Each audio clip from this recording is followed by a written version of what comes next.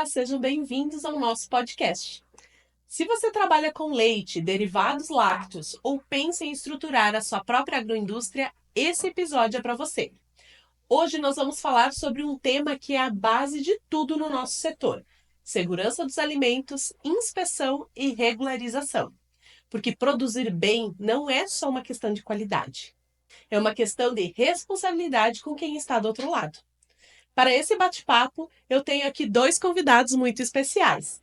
Está conosco a nossa consultora de vendas da Suki Milk, a Lenise, que vive essa realidade das agroindústrias e acompanha os produtores no processo de ampliação ou estruturação. E também o médico veterinário da Cidasc, Jamil Correia da Silva Júnior, que traz a visão técnica e institucional de quem atua diretamente na inspeção e na garantia da segurança do alimento aqui em Santa Catarina. Sejam muito bem-vindos. Obrigada. Obrigada. E para começar, eu já vou questionando o Jamil. Jamil, para quem não conhece a Cidasc, ou talvez só conheça por nome, eu gostaria que você explicasse um pouquinho qual o papel que a Cidasc tem hoje no agronegócio catarinense e por que ela é estratégica para a saúde pública e para quem produz alimentos. Olá. A Cidasc, ela faz a defesa sanitária animal e vegetal no estado de Santa Catarina. Além da parte da defesa, e incluído na defesa, existe a fiscalização de estabelecimentos, no nosso caso, aqueles estabelecimentos que são do Serviço de Inspeção Estadual. Então, a Cidasc faz a defesa animal, a defesa vegetal e também a fiscalização desses estabelecimentos em Santa Catarina. A gente trabalha também em barreiras móveis e barreiras fixas, né, nas divisas do estado, tanto com o Paraná quanto com Santa Catarina, no intuito sempre de prevenir, né, as doenças dos rebanhos, né, e também trabalhando nos estabelecimentos no sentido de prevenir doenças, né, que poderiam ser transmitidas pelo alimento, se ele não fosse fiscalizado, né, para as pessoas, né, que são as doenças transmitidas por alimentos. Entendi. E Lenise, me fala um pouquinho sobre como você vê essa fiscalização, né, da Cidasc e também falando um pouquinho da Suki Milk, né? Conta um pouquinho pra gente aí. Vamos lá, olá.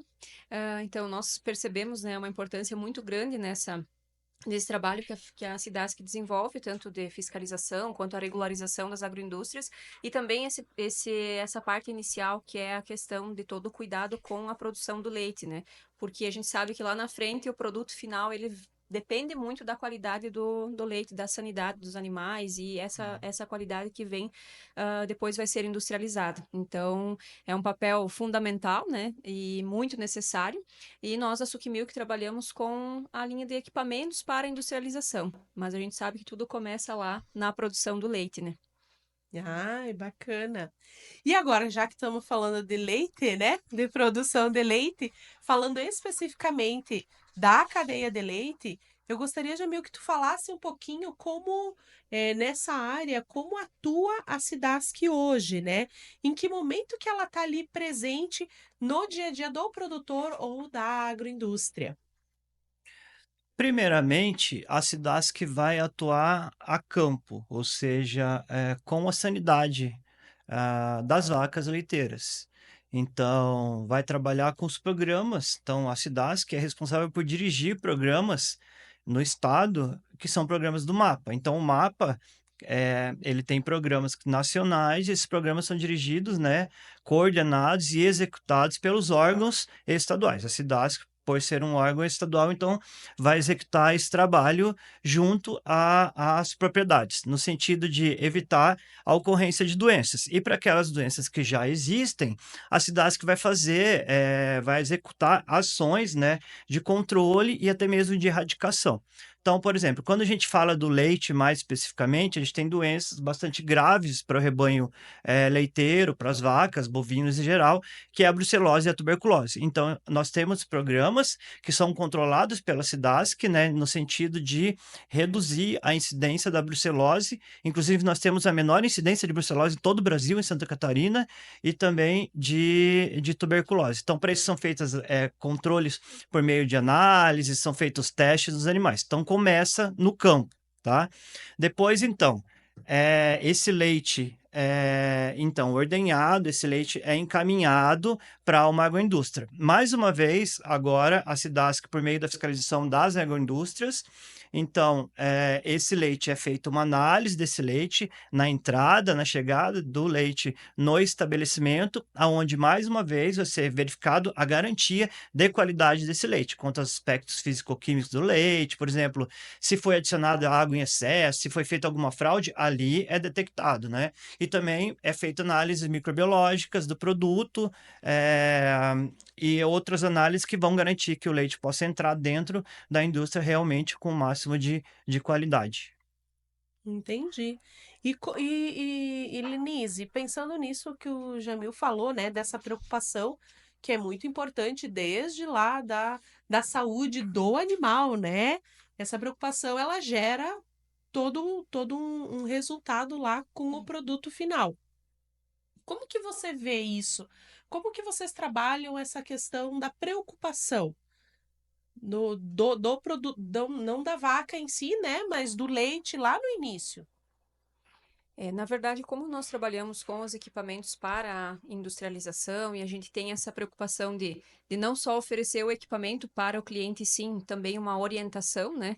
A gente sabe que esse trabalho inicial é muito importante. E para cada linha de produção, cada linha de industrialização, temos equipamentos específicos que venham a atender inclusive todas as normativas, as exigências que são feitas, né? Então, trabalhamos com equipamentos e também com essa orientação inicial para o cliente também ter um sucesso lá na frente e ter um retorno daquele investimento que ele está fazendo, né?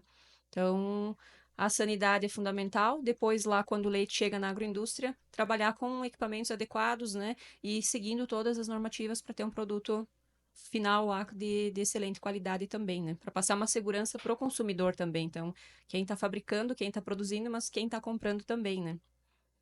Seria mais ou menos nesse sentido que nós trabalhamos. E como a gente falou, a Lenise acabou de falar ali, né, das normativas, né? Nós temos a inspeção estadual, né? Que Uhum. normalmente o pessoal sente um pouquinho de medo, né, quando a gente fala em normativas, inspeções. Então, assim, quando a gente fala, principalmente com o produtor, às vezes, que não tá tão avisado, ou uma agroindústria começando, né? Eu gostaria que vocês falassem um pouquinho, na prática, como que ela funciona, o que que ela garante para o consumidor e o que que ela representa como oportunidade para quem quer vender e estar regularizado. Existem várias formas de regularização de uma indústria, né? Então, uma empresa pode se regularizar no serviço de inspeção municipal, serviço de inspeção estadual ou até no federal. Quando a gente fala, no nosso caso, de pequenas empresas, de agroindústrias familiares, então, essas indústrias costumam se enquadrar, né? No serviço de inspeção municipal, são empresas pequenas, com comércio local, e empresas do serviço de inspeção estadual. Essas empresas é aquelas que têm o intuito de fazer comercialização de um município para outro, né? Ou em vários municípios dentro do estado de Santa Catarina. Na verdade, toda regularização ela parece assustar a início, né? Mas isso a longo prazo, isso repercute favoravelmente para a empresa, né? Afinal, ela deixa de trabalhar como, como uma empresa ou como um produtor que estava na clandestinidade. Então, ele passa a produzir o seu produto sem medo, sabendo que o seu produto é fiscalizado e vai ter a garantia daquilo que está sendo fabricado. E também, quando ele vai procurar ou buscar essa regularização, é importante que o produtor se informe, né? Então ele procure, por exemplo, procure nós a SIDASC, a gente vai dar a orientação. Aonde é que eu devo começar, por onde qual o passo a passo que deve ser seguido para fazer esse processo de regularização, né, de sair da clandestinidade, produzir um produto de qualidade, a gente vai indicar qual o passo a passo a ser seguido. E esse passo a passo, ele não envolve só a SIDASC, é por isso que muitas vezes isso deixa as pessoas um pouco assustadas, um pouco perdidas, né? Ele envolve uma gama de órgãos. Por exemplo, tu vai abrir um estabelecimento no teu município. Daí no teu município, primeira coisa, tu precisa verificar se aquele local onde você pretende abrir o teu estabelecimento, se ele realmente é apto do ponto de vista da prefeitura. Então começa aí, né? Envolve vários órgãos. Primeiro órgão, prefeitura. O meu local, ele é apto para estabelecer uma indústria? Então tem que entrar em contato com a prefeitura. Segundo, eu preciso saber se o local onde eu pretendo estabelecer a minha indústria é apto do ponto de vista ambiental. Então, eu preciso mais uma vez procurar também a prefeitura relacionada aos órgãos ambientais da prefeitura para eu ter essa orientação. Então, essa junção de órgãos, né, essa comunicação, essa interligação é que vai colaborar no seu todo para que possa haver essa regularização, tá? Mas seguindo os passo a passos, a gente da cidade que pode dar essa orientação. Em termos gerais, o pessoal vai fazendo as documentações, ao final apresenta toda a documentação na ordem para nós. E todo esse processo está descrito no site da cidade, que nós temos um passo a passo a ser seguido, que é um procedimento operacional padrão, no qual qualquer pessoa pode acessar lá no site, baixar no papel e ali ele pode simplesmente ir verificando todo o passo a passo no checklist do que é que ele vai precisar para fazer essa regularização junto com nós no Serviço de Inspeção Estadual.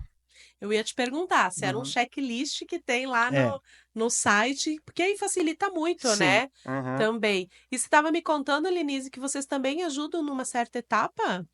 Na verdade, nós orientamos o pessoal a buscar os profissionais e os órgãos, como a questão da SIDASC ou as outras etapas anteriores, parte do município, selo de inspeção municipal, prefeitura, profissionais da área da parte ambiental também, né? Então, esse norte que nós costumamos dar para o pessoal, para eles poderem dar aquele start e realmente buscar, porque muitas pessoas não têm essa noção inicial, então às vezes é um entrave, né? Então, essa orientação que nós fizemos, né, na Suc Milk no atendimento ao produtor, ao cliente, né? Existe um profissional que ele pode nortear esse contato entre cidades, diferentes órgãos e também as empresas que comercializam produtos, né, voltados para laticínios, né, que é aquele mesmo profissional que vai trabalhar com essa empresa no futuro, seja ele um médico veterinário ou um engenheiro de alimentos. Então, esse profissional ele já tem mais capacidade técnica para entender um processo, até mesmo para ler ali o passo a passo das cidades, que entender, ter mais propriedade, além de que muitos profissionais já têm experiência na área. Exato. Então, eles também fazem essa interligação entre o nosso trabalho, né, o nosso passo a passo ali para abrir uma empresa e as empresas prestadoras de serviço que vendem diferentes equipamentos. Daí vai muita coisa, né? Tanto a construção da área física, que envolve toda a parte de engenharia. Além de que nós não falamos, mas isso também envolve um engenheiro, um arquiteto, né? Exato. Que é o que vai fazer essa planta e ele vai colocar ali nessa planta todos os equipamentos.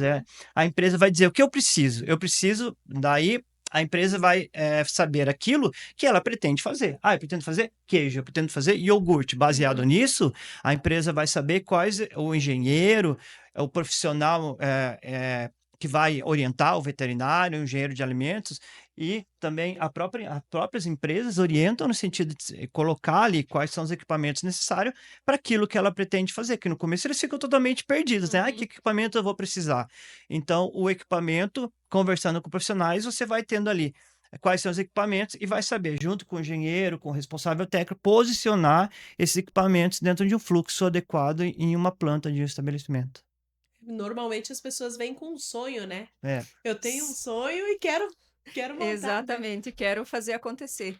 E essas etapas iniciais e a parte de documentação toda, ela é muito importante, porque isso, a partir do momento que tiver isso organizado, tudo vai fluindo, né? Mas o cliente chega para nós querendo saber a primeira linha dos equipamentos, né? Então, a gente orienta, claro, sobre os equipamentos, mas fala sobre essa necessidade de ter esses profissionais e órgãos estar acompanhando para poder ter um resultado positivo lá na frente, né? Então, Sim, geralmente quando eles chegam para nós, a gente faz a primeira pergunta: o que é que você pretende? Eu vou produzir derivados de leite. Tá, mas quais são os derivados de leite? Então, assim, a primeira orientação que a gente deixa é que você defina, né, qual o produto no caso do laticínio, você pretende realizar qual esse produto, você colocar na tua cabeça o que é que você sabe fazer, o que você vai pelo menos começar inicialmente, qual o seu ponto forte, pelo menos inicialmente, para você trabalhar com esses produtos e sabendo esses produtos, você já vai saber exatamente quais equipamentos que são necessários para a tua indústria, pelo menos para começo. A gente sempre diz assim, vai começar uma indústria? Uma dica que fica, então, começa simples, pequena, com menos produto quanto for possível, tá? Para depois você ir crescendo gradativamente. Então, a gente não recomenda que a empresa já entre com tudo, a menos que seja uma empresa que tenha um pouco mais de dinheiro, um pouco mais de verba, né? De Estruturada já, né? estrutura, daí tudo bem. Agora, a gente está falando muito aqui, eu tenho certeza, para produtores pequenos, agroindústrias familiares, pessoal que está na clandestinidade, mas que não está satisfeito, né? E que está querendo sair da clandestinidade. Então, por isso, a gente deixa essa dica, né? Começa com um produto, 2 produtos, e à medida que vai crescendo, deixa a tua empresa já pronta, estruturada para ampliações, né? E para ir fazendo um crescente na aquisição desses equipamentos e um crescente na evolução da planta e do fluxo do estabelecimento. Exato, e, por exemplo, a linha que nós trabalhamos, ela abrange vários produtos, então é interessante, ele já começa com uma linha mais adequada, mais inicial, mas ele tem capacidade de expandir também com aqueles mesmos equipamentos, né? Então isso também traz mais viabilidade ainda para o Ótimo, negócio, para o então, investimento, né? fecha perfeitamente, né? Como as empresas vendedoras que trabalham com esses equipamentos já têm uma gama voltada para pequenos, para médios, para grandes, isso também acompanha, né, esse crescimento das empresas. Essa E vai evolução. escalonando, né, o Isso. Exato. trabalho, né? A Que o produção. objetivo é agregar valor, né? Então, quanto mais produtos conseguir fazer com aquele investimento inicial que ele fez em equipamentos, né? Mais retorno o investimento vai ter. Legal.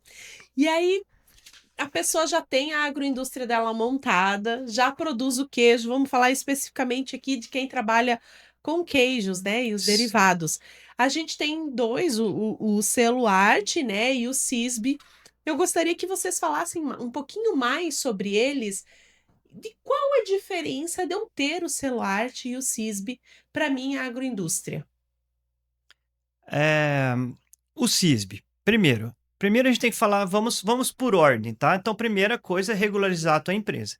Então, você vai regularizar a tua empresa dentro do serviço de inspeção municipal, o serviço de inspeção estadual, né? A priori são aí os mais facilitados. Geralmente, o serviço de inspeção federal, ele é muito mais voltado para empresas que pretendem exportação. Então, vamos se situar primeiro. Então, a empresa vai estar no SIM ou no CIA, tá? No SIM, ela decide os caminhos dela com a prefeitura, não é a parte da SIDASC, tá? Mas só para situar quem vai procurar os meios. Lembrando que quem trabalha pelo SIM vai fazer o comércio dentro do município, tá? Agora, se a empresa procura a SIDASC, então ela vai ter um selo, que esse selo já é o selo de garantia, que já dá a possibilidade para ela comercializar dentro de todo o estado de Santa Catarina, tá? Então, a empresa com o CIA somente, ela já comercializa no estado. Tá, e o que seria, então, o CISB? O CISB é uma possibilidade de ampliação de mercado, tá? Só lembrando que o CISB, ele não é um serviço de inspeção por si só. O CISB é um sistema nacional que foi criado para dar possibilidades para empresas pequeno e médio porte de também comercializarem os seus produtos em todo o território nacional, sem precisar ser um CIF, sem precisar fazer exportação, sem precisar ter aquela planta gigante, né? Possibilitar que eles também possam comercializar o produto deles com um selo de CISB em todo o território nacional. Então, isso que é o CISB. O CISB é uma possibilidade tanto para as empresas do SIM quanto para as empresas do CIA de conseguirem esse comércio além dos seus limites. O SIM, que seria o comércio municipal, vai conseguir o seu comércio dentro de todo o país. E o CIA, que é o comércio a priori dentro do estado, vai conseguir comercializar o seu produto em todo o país. Então, ela rompe barreiras, sem precisar de uma grande estrutura. O que o CISB pede, basicamente? O CISB pede documentação. O CISB, ele é essencialmente documental.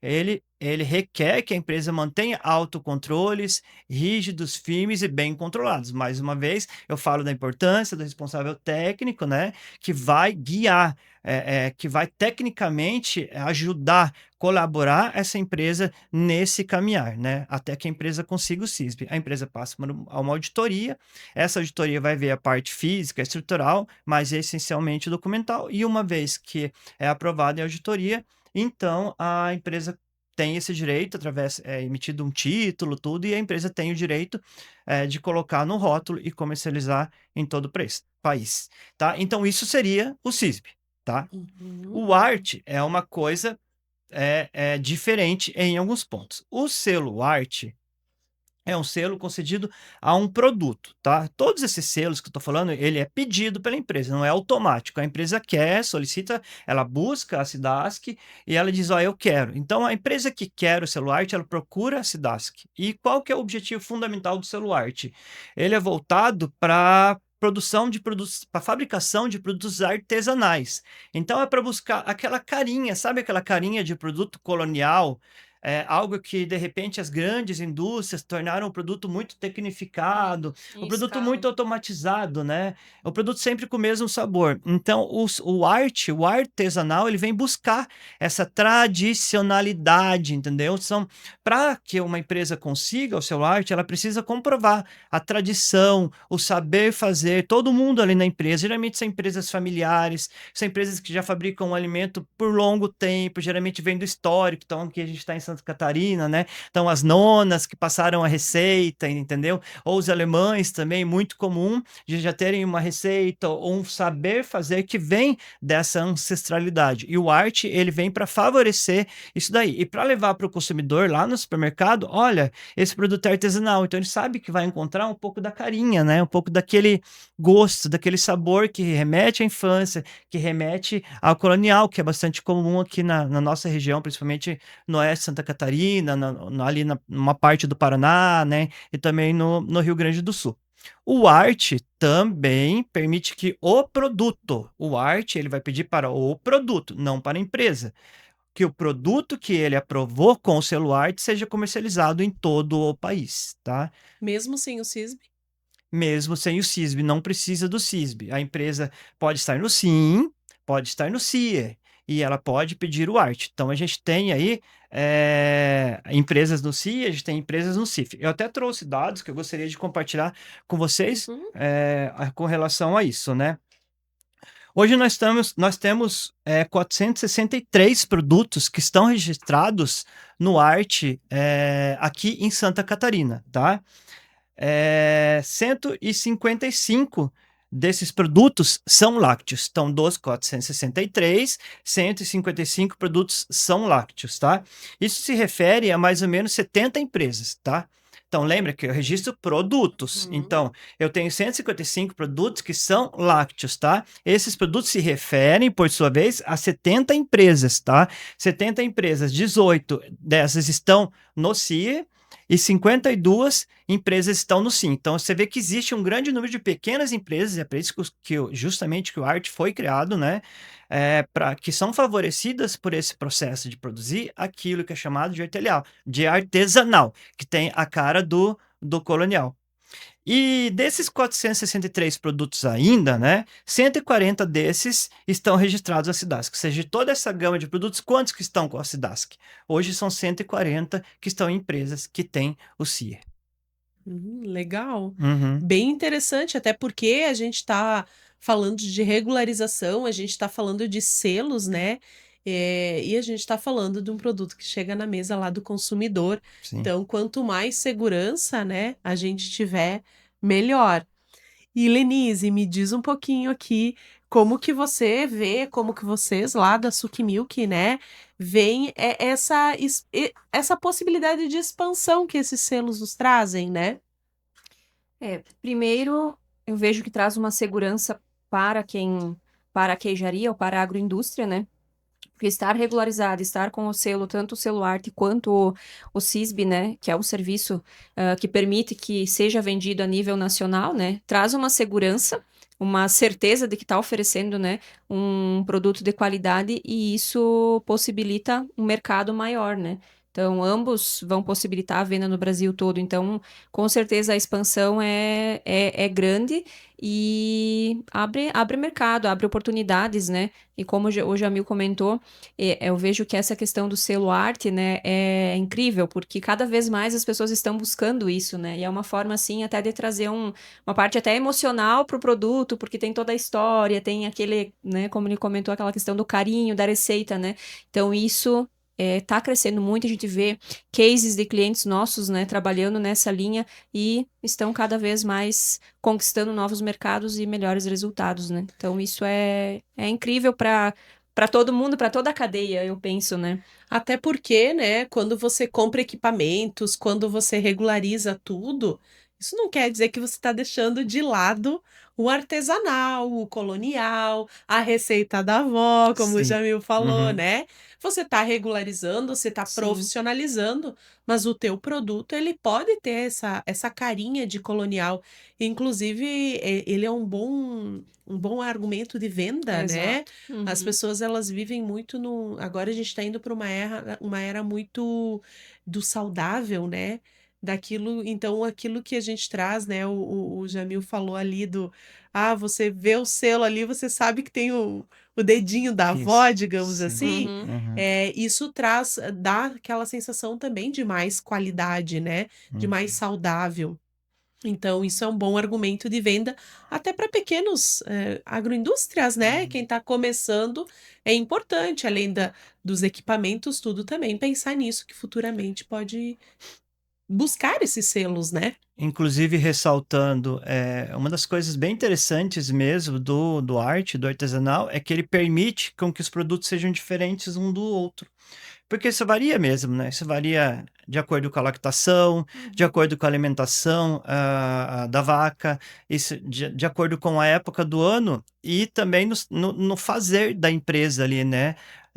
Mais colonial, um fazer mais artesanal.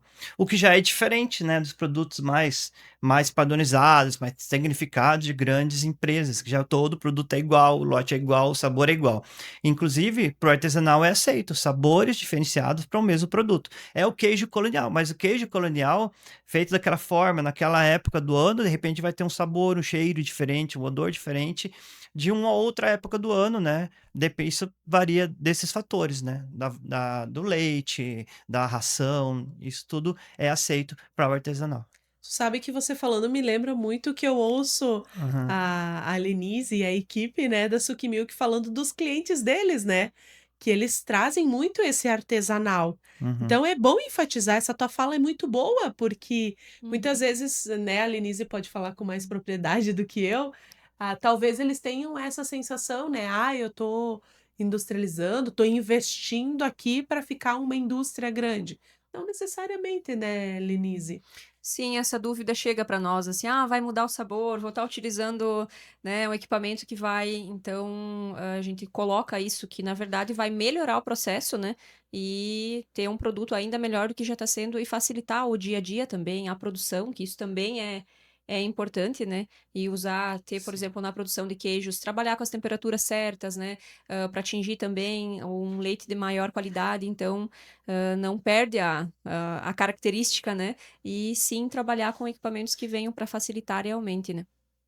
Pegando o teu gancho aqui, Linise, que você falou da diferença de sabor, né?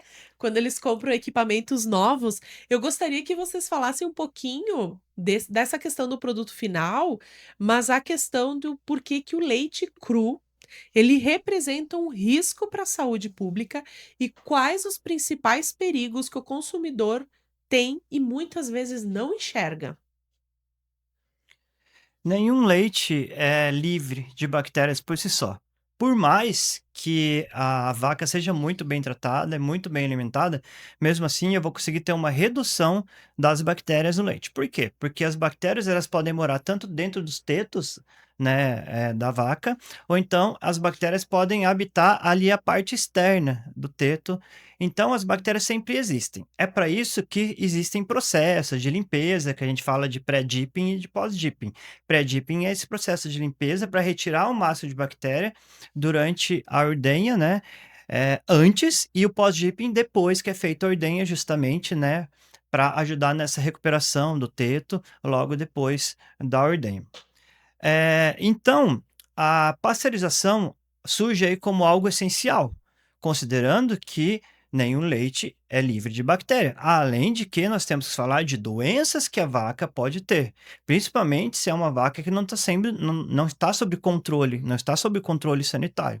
Então, existem doenças muito graves, como brucelose e como tuberculose, e essas doenças, através do leite cru, da ingestão do leite cru, a pessoa pode adquirir. E pior ainda, muitas vezes a pessoa pode não ter sintoma, né? E ela desenvolver essa doença mais a longo prazo.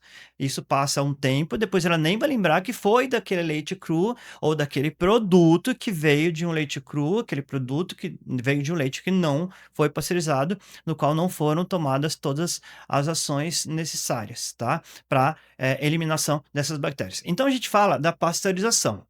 Mas não é algo para se assustar com relação à pasteurização. Porque, por exemplo, pasteurização do leite já é algo natural na própria produção do leite. Então, a pasteurização, existem 2 métodos de pasteurização. A gente tem a pasteurização lenta, que é de 62 a 65 graus Celsius por 30 minutos. Esse é o próprio processo do leite ali dentro daquele equipamento. Hoje existem equipamentos que fazem a pasteurização e nele mesmo, né? Acho que as empresas já comercializam esse produto, né? Sim. Que ele já faz esse trabalho, tanto de pasteurização quanto de produção do queijo. Acho que a Lenise pode contribuir nesse aspecto. Exato, nós trabalhamos com o pasteurizador lento, que dentro desse equipamento se faz tanto a fabricação de queijos variados, né, como outros produtos, iogurte, bebida láctea, a própria ricota também, né, que é um aproveitamento ali fazendo do soro ainda.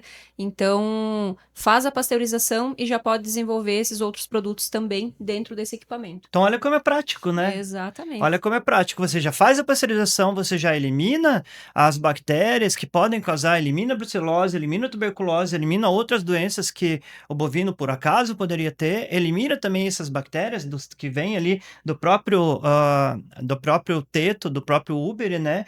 E já faz os produtos que deseja de maneira muito fácil. Então, pasteurização não é algo limitante, né? É algo que contribui, que faz parte do processo e, melhor que tudo, né, Lenise? Garante a saúde do consumidor, garante a saúde e a qualidade do seu produto, que você tenha certeza que está oferecendo ao consumidor um produto que não vai causar mal à saúde. E Lenise, você que está ali na ponta, você também, né, Jamil? Como que vocês percebem? Existe uma resistência do produtor lá em fazer a pasteurização do leite? Como é que vocês explicam para eles de uma maneira mais simples? Aqui o Jamil explicou muito bem tecnicamente, né? Não sei, vocês explicam desse jeito também para o produtor? Como é que vocês convencem ele que a melhor coisa é realmente pasteurizar? Ainda tem um pouquinho, sim, de receio e resistência em questão à pasteurização, mas isso tem mudado muito, né? Eu acho que tá ganhando, assim, uma proporção muito grande no Brasil também dessa questão da qualidade nos produtos, e isso reflete lá na queijaria, para quem já está fazendo, para quem estava fazendo na panela e agora vai, né, melhorar a produção, porque as pessoas estão ficando mais conscientes, sim, de que vão estar oferecendo um produto melhor, e eu falo, né, a segurança de quem está produzindo também, porque sabe, assim, tá tranquilo para oferecer aquele produto, né, e tá ganhando outras oportunidades também de venda, né. Então, assim, a pasteurização, ela é fundamental, e como o Jamil falou, o pasteurizador lento, por exemplo, ele te possibilita já aproveitar para a produção. Então, não é um custo, é um grande investimento que o produtor, que o queijeiro está fazendo para melhorar o processo, né. Então, é incrível, né, o que pode ser feito. E com segurança, com garantia do que está sendo produzido, né? Muitas vezes existe uma confusão aí, né? Há muitas coisas o produtor acha que é um gasto, mas isso não é um gasto, gente, isso é um investimento. Investimento que você vai ter certeza que o teu produto tenha qualidade. E ainda nesse aspecto, falando da pasteurização, existe para as empresas que querem produzir uma gama maior de produtos, né, que tem aí muito mais produtos a serem fabricados, né, que tem uma fonte, que tem aí leite suficiente para uma grande quantidade. Essas empresas podem trabalhar com outro tipo de pasteurização que é mais usual, inclusive, entre as nossas empresas do CIA, que é a pasteurização rápida. Grande parte, pelo menos das empresas que nós atendemos, grande parte delas utiliza a pasteurização rápida. Por que é rápida? Porque ele não tem tempo a perder. E a pasteurização rápida, ela vai pasteurizar o leite em 72 a 75 graus Celsius em 15 segundos. Então, a gente tem aí os dois lados da moeda. Então, a empresa que é pequena, que pretende fabricar ainda, de repente, pelo arte, aquela coisa mais artesanal, ela pode se utilizar do equipamento de pasteurização lenta. Já a empresa que pretende produzir em quantidade, aquela que tem foco, né, aquela que está crescendo, está se desenvolvendo, que tem um pouco mais de recurso, ou que já está tendo lucro com o seu crescimento, com o seu desenvolvimento, ela já utiliza, como é o nosso caso, a pasteurização rápida, que também repercute aí muito favorável, né, na vida da empresa. E quando a gente fala de leite cru, a gente fala de muitos outros aspectos além de bactérias, né? Então, o leite pode vir de toda forma de contaminação. Por exemplo, se a gente falar de leite cru, a gente sempre lembra do leite vendido na garrafinha, né? Que é aquele leite que passam lá na porta da sua casa, olha o leiteiro vendendo leite na Que garrafinha, tá na acabando garrafa PET, isso, né? né? Esperamos que acabe, né? Então, daí todo mundo diz: ah, leite é tudo igual. Não, leite não é tudo igual. Primeiro, a gente já falou da questão das bactérias. A gente não sabe qual a qualidade desse rebanho leiteiro. Numa empresa fiscalizada, a gente exige dessa empresa que ela faça o controle da matéria-prima dela. Então, isso é primordial. O leite não é controlado ele só na indústria. A gente cobra na indústria que ela nos comprove por meios documentais que ela cuida também da origem da sua matéria-prima. Então, quando tá vendendo aquele leite lá na rua, gritando lá, ao leite, vendendo em garrafas, esse é um aspecto, mas tem muitos outros. Por exemplo, ele utiliza um invase e uma garrafa PET, gente. Quem é que vai garantir a qualidade sanitária de uma garrafa PET? Então, o leite cru, da maneira que ele é vendido, é totalmente inadequado. E a pessoa que consome isso corre um risco à sua própria saúde e de seus próprios familiares. Essa garrafa não foi esterilizada, e pior, o leite, como a gente sabe, né? O leite é muito sensível à temperatura.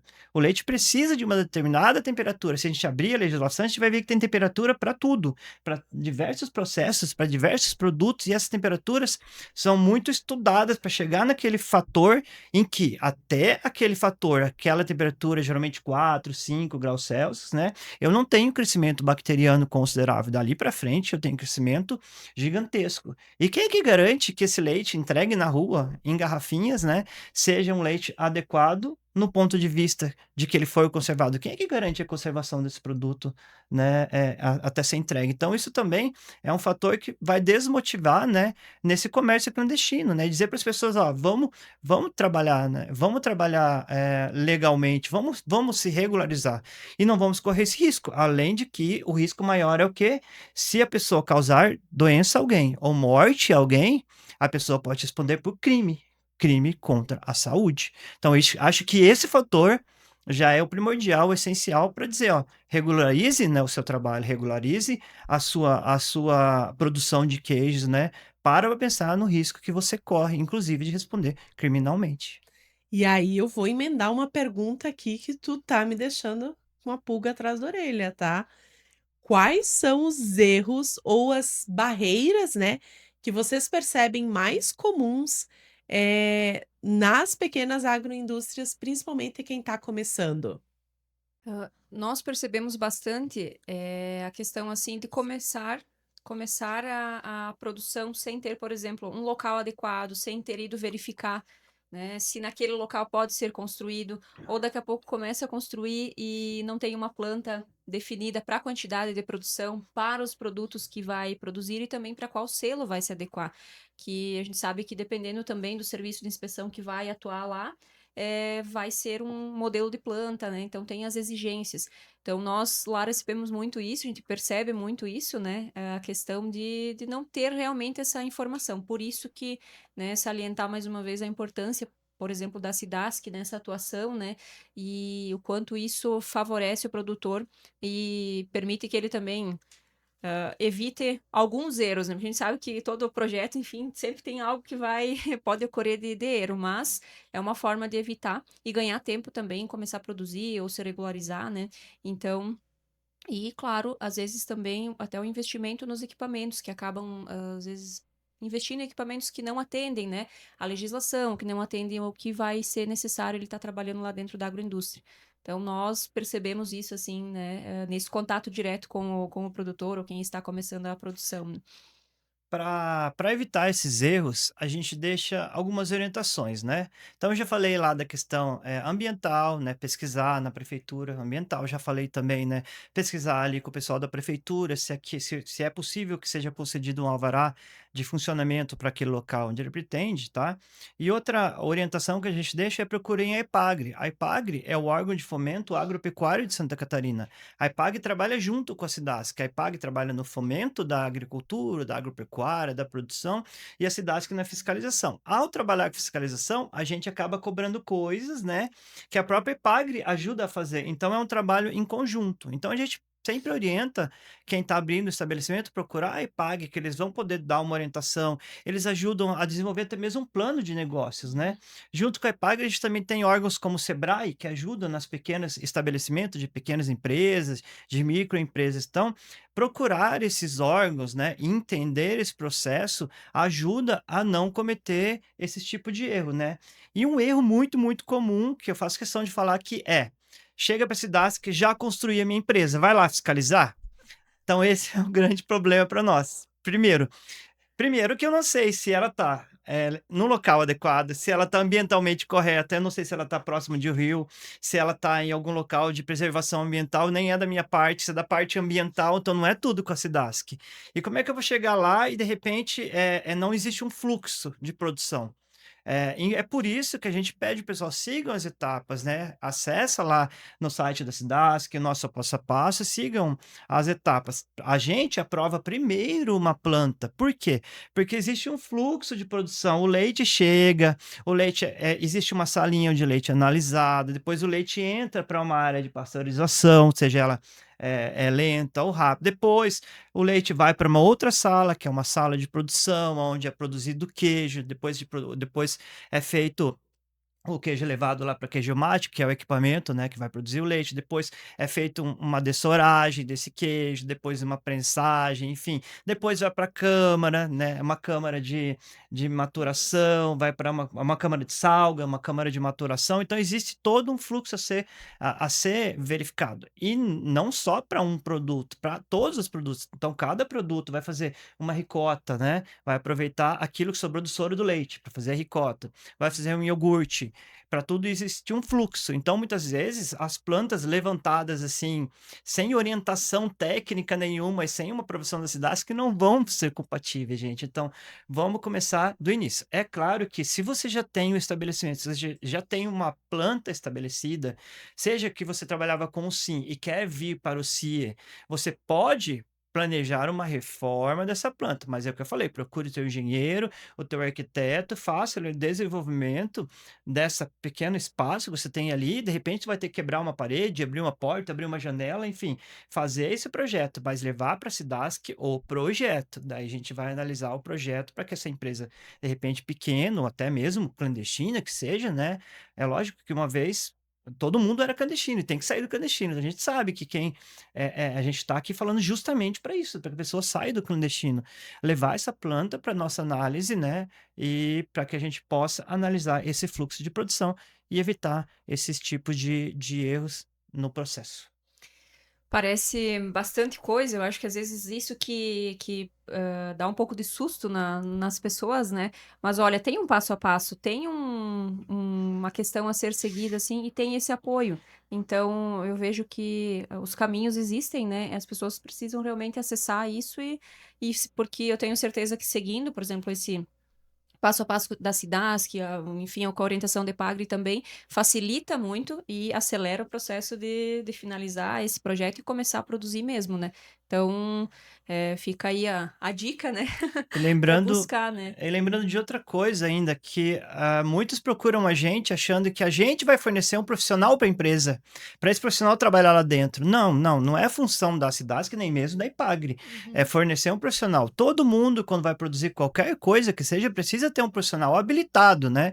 Tu não vai construir um edifício de 20 andares sem um engenheiro, gente. Então, você não vai conduzir uma empresa, um laticínio, sem ter um profissional médico veterinário, um engenheiro de alimentos, um tecnólogo de laticínio. Então, assim, nós, enquanto órgãos estaduais, a gente controla processos, etapas, mas desenvolver a empresa, fazer a empresa caminhar, a empresa ir para frente, precisa desse profissional, como eu já falei. Esse profissional, como eu falei, faz a ligação entre os órgãos públicos, EPAG, SIDASC, ambiental, tudo mais, com as empresas, né, que vendem produtos, seja empresas que vendem equipamentos, quanto aquelas que vendem aditivos, que vende lá o sal que vai para o queijo, que vende as embalagens, né? Então ele vai fazer esse contato porque ele vai ter essa parte técnica, né?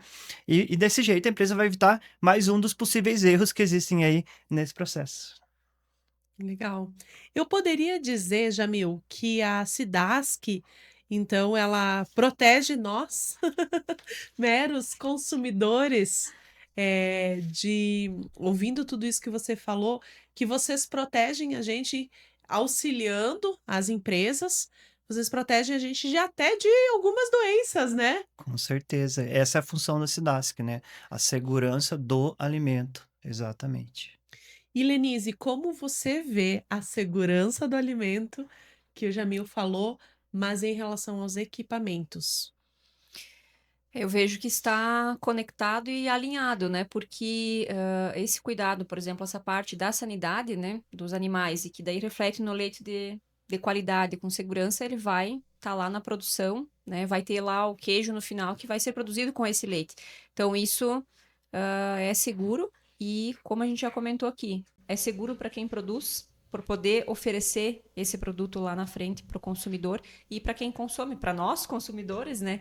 Então, é uma corrente que só traz benefícios, né? E com o uso de equipamentos também adequados, esse processo fica ainda melhor, né? E o resultado é também melhor e com mais qualidade, né?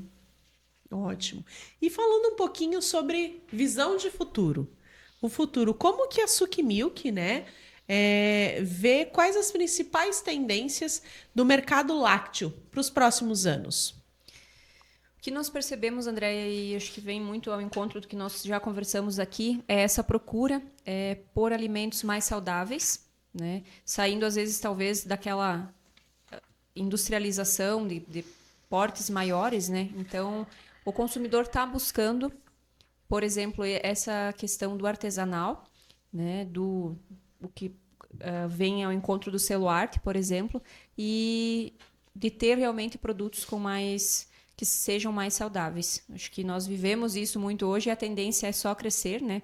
Então, esse é uma visão. Então, o que se nota que o pequeno e o médio, ele tem ainda mais capacidade de estar fazendo isso, porque ele tem como fazer esse queijo, deixar ele maturando de uma forma diferente, ou, como o Jamil trouxe antes, hoje está um clima mais quente, vou ter um resultado diferente lá da produção, né? E ele consegue fazer isso de uma forma melhor do que, por exemplo, numa larga escala. Então, isso tende a crescer.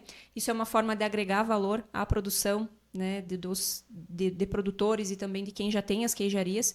E, claro, buscando muito estar adequado, estar regularizado. Acho que isso não tem mais como ser diferente, né? Para estar no mercado hoje tem que estar dessa forma e o consumidor está buscando isso. Ele quer segurança naquilo que ele está comprando lá no mercado ou lá, que seja direto na queijaria, onde for.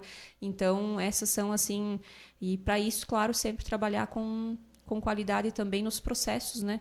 Que vem aí agregar a questão dos equipamentos também.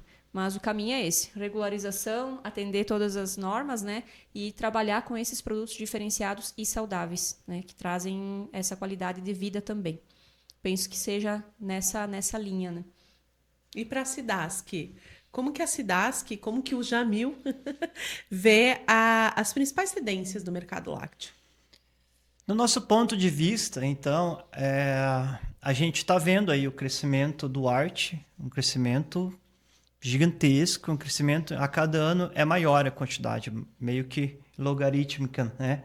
Vai subindo, vai aumentando a quantidade de produtos, né? De empresas aí, né? Que solicitam o arte para os produtos. Então parece ser uma tendência aí no campo da SIDASC, da fiscalização, né? Esse retorno ao artesanal, né? Esse retorno ao sabor, como eu falei ali, né? Do sabor artesanal tradicional. Outra tendência é do aumento do CISB, né? Ou seja, essas empresas que hoje estão limitadas, seja o SIM no município, ou seja o CIA somente dentro do estado, também, à medida que começa a se desenvolver, a crescer, ou que querem buscar novos horizontes, né? Então, existe aí uma tendência de aumento do CISB também, tá? Só para vocês entenderem, a gente da Cidasc também tem nossas metas, né? Então, a gente tem uma meta, a gente tem hoje 19 regionais na Cidasc, e nós temos uma meta de pelo menos um produto artesanal por regional. Mas isso é muito pouco, a gente tem certeza que vai conseguir muito mais que um produto só por regional, são 19 regionais de todo o estado, então pelo menos 19 a gente vai ter que ter para esse próximo ano, mas esse crescimento é muito, muito maior do que isso.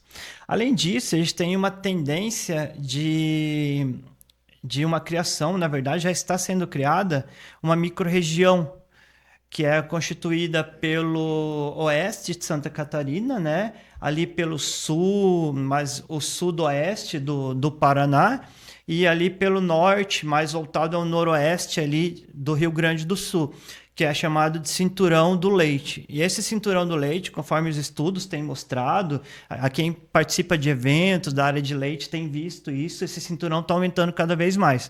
Ele está se fortalecendo, porque esse cinturão tem tudo que é necessário para a cadeia do leite acontecer, que não precisa só de empresas, as empresas são só a ponta. Começa do quê? Começa da raçoamento, a produção de ração para esses bovinos, da produção das plantações todas, dos vegetais que vão dar origem a essa ração, né?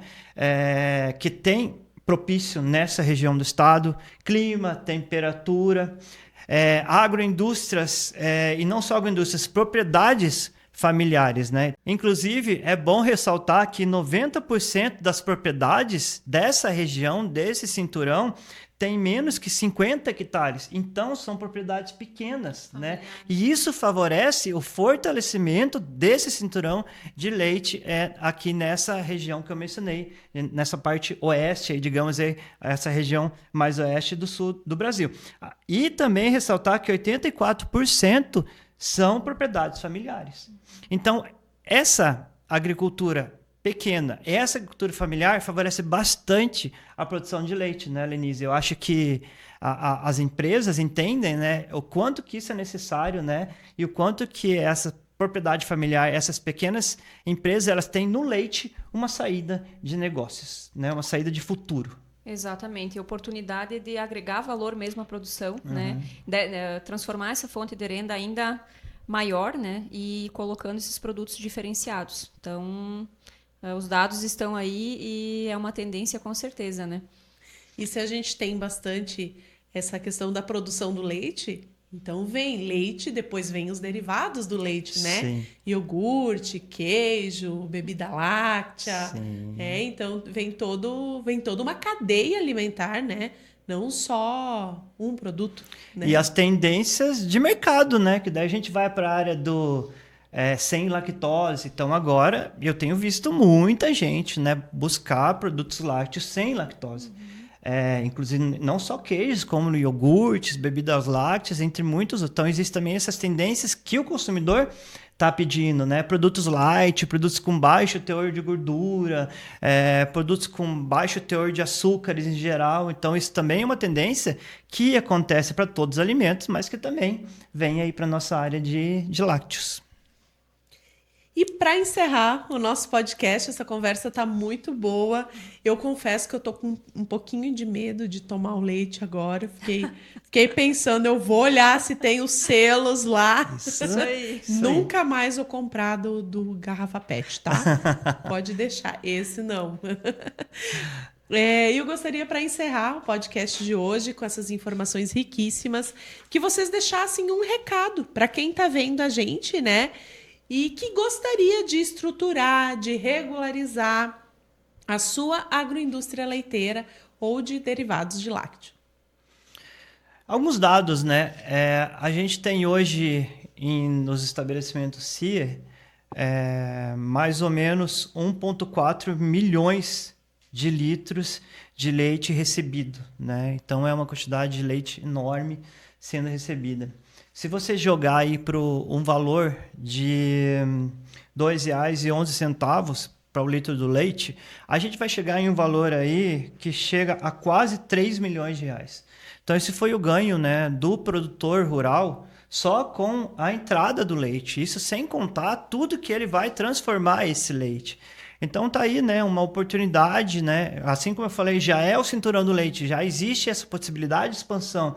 Indústrias que trabalham com equipamentos para laticínios, os laticínios se desenvolvendo, né, porque eles têm essas indústrias de menor porte, voltadas a essa parte de produção familiar, né? Voltada a essa produção pequena, né? Que é muito voltada a leite, essas produções pequenas, essas propriedades pequenas. Então tá aí a oportunidade, né, para quem não se qualificou, não se regularizou, ir atrás, né, buscar isso, né, não ter medo da SIDASC, procura a SIDASC, a gente vai dar o passo a passo, a gente vai orientar, a gente vai dizer o que é que você tem que fazer e vai acompanhar ali o desenvolver do seu processo, buscar o profissional que vai te guiar, né, que vai transcorrer contigo nesse processo e o mais importante de tudo, né, buscar equipamentos de qualidade que sejam duráveis, né, empresas que possam fornecer produtos, né, insumos para a sua própria empresa que garantam a qualidade daquilo que está sendo produzido. Nós somos hoje, né, o estado de Santa Catarina é o quarto maior produtor de leite do Brasil. Acho que a gente pode ser muito mais ainda, né, com esse desenvolvimento tudo, né, com esse potencial que a gente tem. E nós somos a sexta maior economia do país, né, em termos de produtos agropecuários. O estado de Santa Catarina é a sexta maior economia do país. Então, a gente tem aí, né, dados que já nos favorecem e que tendem a melhorar conforme o tempo passa. E a gente deseja, né, sucesso na busca de todos aqueles que querem fazer, que confiem na gente, que busquem o nosso trabalho, e a gente vai estar sempre à disposição. Essas oportunidades que nós da Suki Milk também percebemos, né? O Estado tem um potencial enorme para trabalhar mais essa questão das agroindústrias também, e a nível de Brasil também. E buscar essa orientação, do que foi muito falado aqui hoje, né? Que, por exemplo, a SIDASC está para auxiliar, né? É fundamental para dar essa segurança também para quem vai investir e não perder esse momento, essa oportunidade que está agora né, existindo, melhorar, investir em equipamentos adequados também. A gente está aqui para falar de equipamentos, mas a gente trouxe justamente essa conversa para dizer que a Suki Milk está do lado do produtor, de todas as pessoas que trabalham nas queijarias. Claro, a gente não vai fazer essa parte documental, mas nós vamos dar essa orientação para onde buscar tudo isso, que é o trabalho que a gente faz. A gente quer estar junto, né, e fornecendo depois, claro, os equipamentos, sabendo que isso vai trazer um retorno lá na frente. Então, acho que foi a conversa muito válida e importante, né? Com certeza, muita informação também para quem está nos acompanhando. Muito bem. Então, hoje a gente pôde perceber que segurança alimentar não é só burocracia, não é exagero, né? Ela é proteção, ela é valorização do produto e é um crescimento sustentável. Gostaria de agradecer vocês. Obrigada, Lenise, pela participação. Obrigada, Jamil, também. Muito riquíssimas informações que vocês trouxeram hoje aqui para o nosso podcast. E falar para você que está aí assistindo o nosso podcast, que pretende ampliar ou construir a sua agroindústria, que a Suki Milk está aí para ajudar a escolha dos equipamentos. A SIDASC também está para ajudar, né, na questão das legalizações, das regularizações. E dizer para vocês que podem contar com ambos. Os contatos ficam à disposição e a gente se vê no nosso próximo podcast.